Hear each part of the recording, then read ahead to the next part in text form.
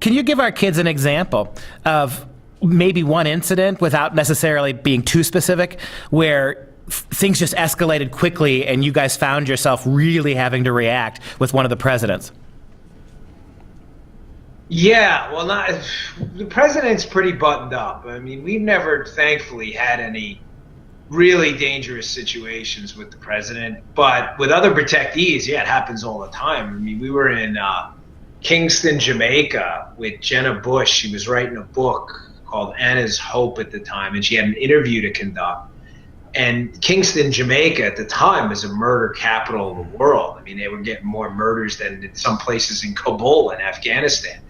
And I remember because she said she wanted to go to the specific place in Kingston, and the Jamaican police who were working with us, in that patois, they were hysterical. They said, "Nah, man, we're not going down there." They said, "You guys are on your own." And I said to the boss, I'm like, "You think we should be going down there? I mean, the Jamaican cops don't even want to follow us." So we went down, and the interview was conducted at the end of this alleyway, or what we thought was an alleyway.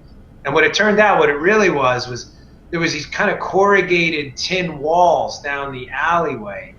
And they weren't walls. They were like garages. In other words, like people were using them to open up and get in and out of their house.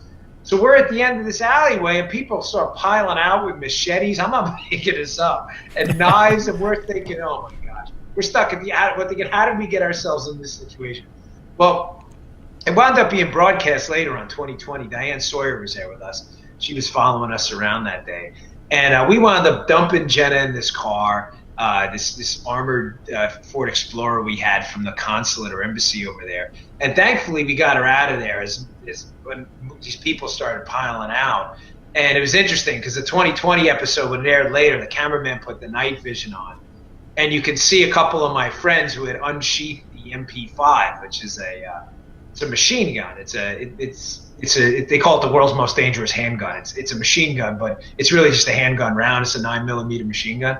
But he's sitting there, and you can see him thinking, what are we going to do? I mean, we obviously don't want to engage with anyone if they have knives, and they weren't attacking us.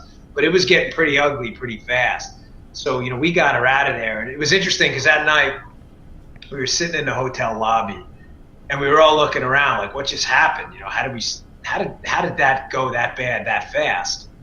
And the cameramen on the trip weren't fazed by this thing at all. And I kind of thought that was interesting, so I got to talking to one of them. And I'm like, you didn't think that was even remotely frightening? He's like, listen, man, I do my job no matter what. He says, I've been in Mogadishu during the Black Hawk Down thing or whatever. He's like, nothing bothers me at all. And I was pretty impressed by that. I can tell you, we were bothered by it. But yeah, that was one of the more dangerous moments we've had. But with presidential security, we get everything. If you're in a situation like that with the president, you really, really screwed up. I mean, I did the lead advance for Barack Obama in Afghanistan, in a literal war zone. And we had everything. I mean, we had Delta Force guys in the mountains around Bagram Air Base. I mean, like legit Delta Force guys. I'm not talking about like Chuck Norris in the movies. We had everything. I mean, we had, infantry teams available. It couldn't have gotten the security blanket. We were probably safer there than you are in some blocks in New York City. So that's just how we roll in the Secret Service.